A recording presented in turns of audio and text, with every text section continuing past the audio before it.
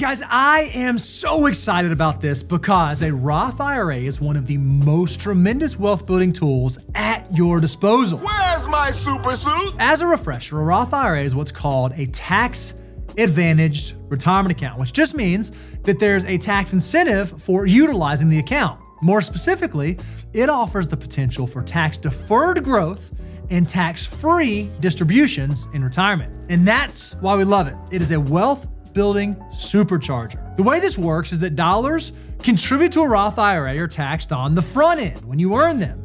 But then when you contribute, those dollars grow, and when you take them out in retirement or after age 59 and a half, they are completely tax-free. But with that, there are some rules and restrictions in place. The government realizes how powerful these dollars are, and so they restrict how much you can contribute. As of 2025, Roth IRAs have an annual contribution limit of $7,000 for those under 50, while those over 50 can contribute a total of $8,000. But not only do they restrict how much you can contribute, they actually restrict who can contribute based on your income. In 2025, single filers making more than $150,000 a year start to have additional restrictions on how much they can put into a Roth. And those making more than $165,000 a year can't even put money directly into a Roth at all. If you want to have everything we covered in one place, in addition to getting the married filing jointly and married filing single numbers,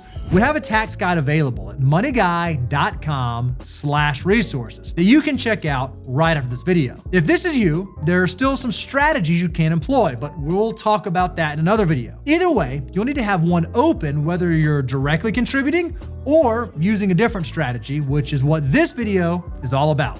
So with that, we can talk through the conceptual stuff all we want, but let's get into brass tacks. How do you actually open and contribute to a Roth IRA?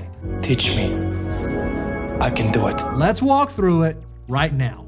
So for this example, we're gonna use Fidelity, but the process is largely similar across most providers. All right, go ahead, log in or make an account. It is a pretty straightforward process. Okay, then you're going to see open an account. It'll take you to this screen, and under retirement and IRAs, we're gonna select Roth IRA in the middle. From there, it'll have you review your account information. And then at the bottom, you wanna click open account. That's it. And if you're wondering if it's really that easy, yes, it is really that easy. Well, that was easy. Yeah, I guess it was. And once you've got the account open, now you can start making your contributions. If you do want to make manual contributions to your Roth IRA, you may need to make one additional selection when you contribute, and that's your contribution year. Remember, for Roth IRAs, you can actually contribute all the way up to the tax filing deadline for last year. That means that up until April 15th of 2025, you can still make contributions for 2024. However, we really like a set it and forget it approach, one that can automate your wealth building so that you can actually focus on the things that really matter. Is that gorgeous? Beans. So you have the whole meal is done. You set it and you... If you do this, the contribution will automatically count for the year that you are contributing in. To do this within Fidelity, you can go to your Roth IRAs page and find the call out titled Automate Your IRA Contributions. It'll have you link your bank account and select how much you want to transfer and when you want the transfer to take place. If you want to max out the annual contribution, that would be $7,000 right now today for those under 50. If you want to spread it out though, you would want to select $583.33 per month, or if you want to do it weekly, $134.61 each week. So when it comes to key takeaways here, it's really just to get started.